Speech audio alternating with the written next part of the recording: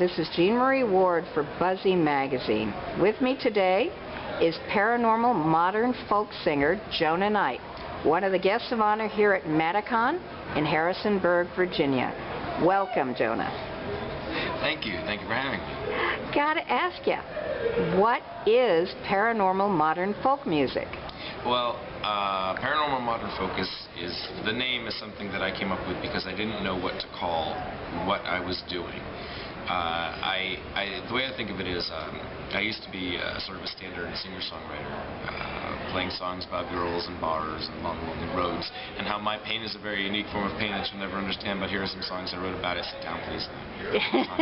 And that was fine, and I just sort of got to a point where I got married, and I had a son, and we had a house, and I didn't feel like I should be, I wasn't connecting with songs about girls and bars anymore. And one day I said to my wife, I think I'm going to start writing about ghosts and monsters. And she said, does that mean you're going to stop writing about your ex-girlfriends? And I said, yeah. She said, okay, good, do that. So that is, so singer-songwriter, modern folk, as far as the music goes, but the songs are about ghosts and monsters, steampunk, strange things. Have you always been a musician? Yeah. If you want to go back, 3rd and 4th grade, I was in a professional boys choir called the Singing Boys of Pennsylvania. We did. I was in that for about 2.5 years or so. We did like tours and things like that. And then just my high school actually had a really strong music program. I took guitar lessons, music theory, electronic music classes there. And then in college, I got my minor in music. So. Yes. So, were you always drawn towards folk music, or was that something that just sort of happened after you stopped singing about your ex-girlfriends? Yeah. No, I think that as a kid, you know, I listened to a lot of what my parents listened to when I was younger, so a lot of Beatles and a lot of Jimmy Buffett. And then when rap started coming around, I listened to a lot of rap, which lasted all the way up until grunge hit. And I listened to a lot of grunge, and I was in bands and bands and bands. And really what just happened was that it was hard to keep a group of people together and focused on the same thing, so it just became a lot easier for me to go out by myself to play a solo show rather than to coordinate a whole band. So I mean, really, that's it. But once I started doing that, I started listening to a lot more in the way of what I think of as modern folk, the people that can control a whole room with just a voice and a guitar. Well, I noticed when I was listening to your concert earlier that your definition of modern folk is rather broad. I definitely heard Creedence Clearwater Echoes, Creedence Clearwater Revival, Bad Moon Rising. Yeah.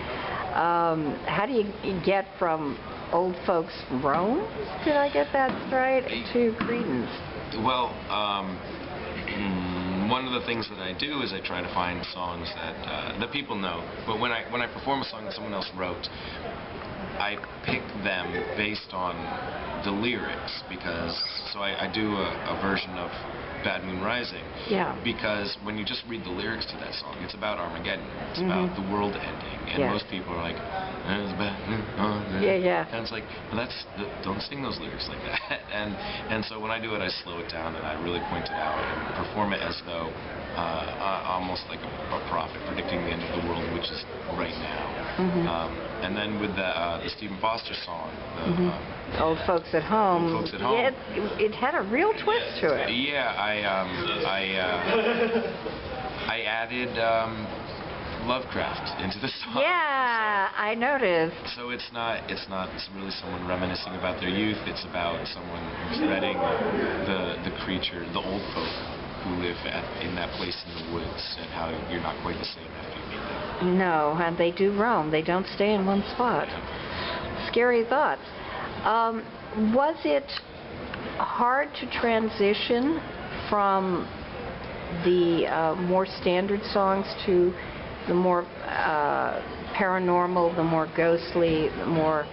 And what is the most important part of the transition, the music or the lyrics? it wasn't that it was hard. It was it's work plus time. So it was a realization that I didn't really connect with this old material that I had, and wanting to do something new. And then there was a period of time where I was sort of like trying to figure out what new was. So I would write songs about ghosts, but they weren't more wistful, more, less creepy, but just more sort of like, we're all sort of haunted. And then it just kept growing from there into what it is now, which is deliberately creepy and spooky, a lot of it.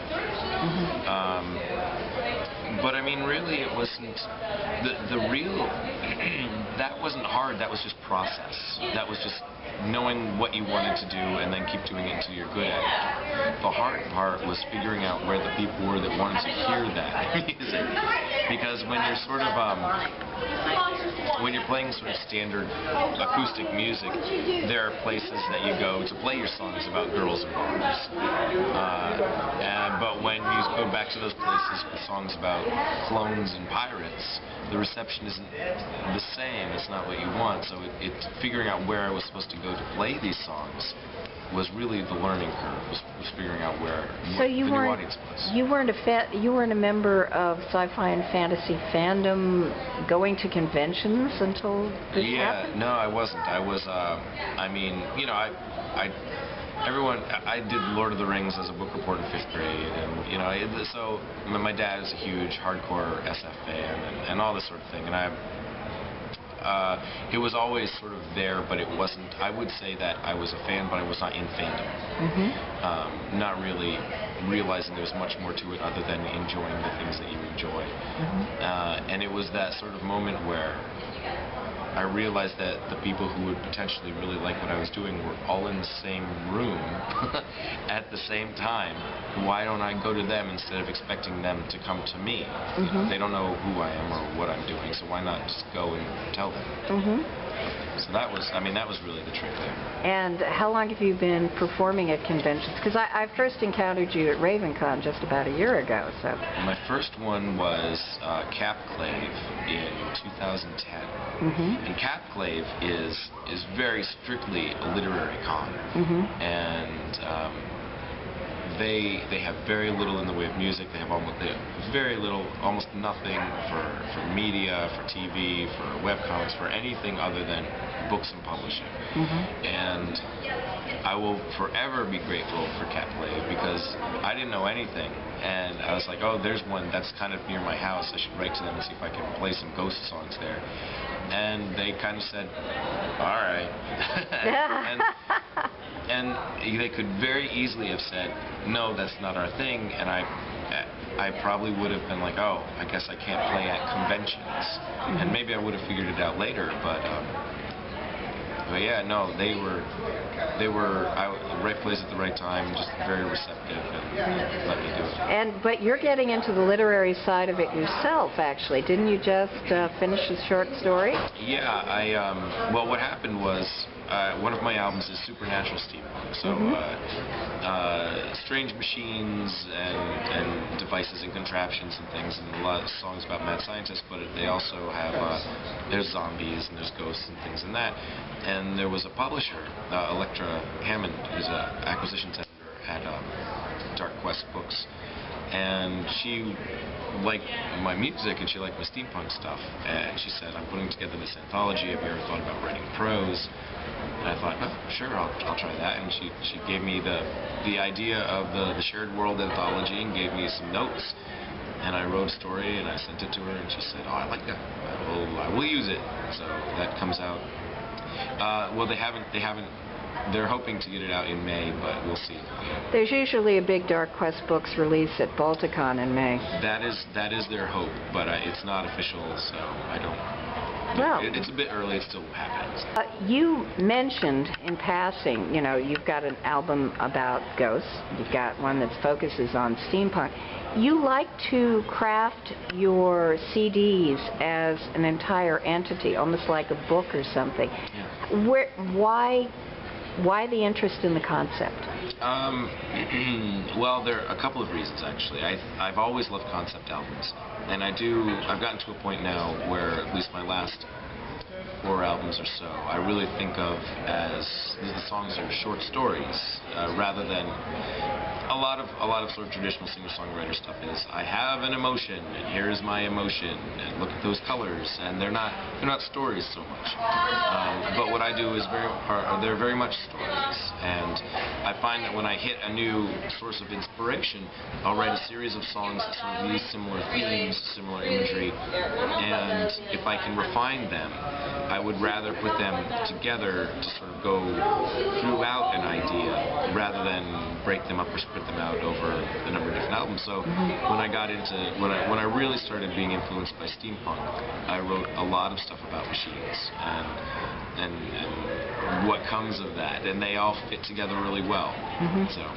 Oh, great. What are you working on now? I started writing a novel a while ago, and I'm about at a point where I'm going to start showing it to people, including the elector who asked for the short story. She said, do you have anything else? I said, well, I've sort of secretly been writing this book, and she said, well, if it's like this short story, then I want to read it. So oh, wonderful.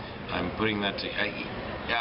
I feel good about it, but it's early, and that's not really where I am right now. But I have almost everything written for my next steampunk themed album, and I've been writing some songs for the publisher Mercury Retrograde Press. Last year they contracted me to write a series of songs based on their novels, and that is sort of also in process. Nothing has been officially released or put out there yet, but I'm working on a couple of things for them. Oh, very cool. Yeah, so and that is something that I've done, is I've written songs based on other people's books. James Maxey has a book called Nobody Gets the Girl that I wrote a whole album about. I do that, but those sort of they usually pop up as here is a song based on the Earthworld webcomic, or here is a song based on this book, that sort of thing. Is it hard to write to another person's universe? Is it hard? Or is it harder, should I say? It's different because it depends on the style of if it's based on a book. So Nobody Gets the Girl is very, very plot heavy, very character heavy, and those songs are easy to write. If it's a book that's more imagery and more emotion and more sort of and here's an event and here's 10 pages based on how I feel about that event, those are hard because there's not a lot of action. So the songs that come out of those books for me tend to be more sort of big picture, painting the world, but not talking about anything that happened in the book per se, whereas something that's very plot heavy is very much like action point, that sort of thing. Cool. Anything you'd like to add? There's a lot of music at conventions, and I think that a lot of folks that are maybe really interested in books or webcomics or whatever their main thing is, they may not always get to see what the music is, but there's a lot of interesting stuff happening at conventions that you wouldn't necessarily expect. Cool. Thank you so much, Jonah, and thank you for Buzzy Magazine.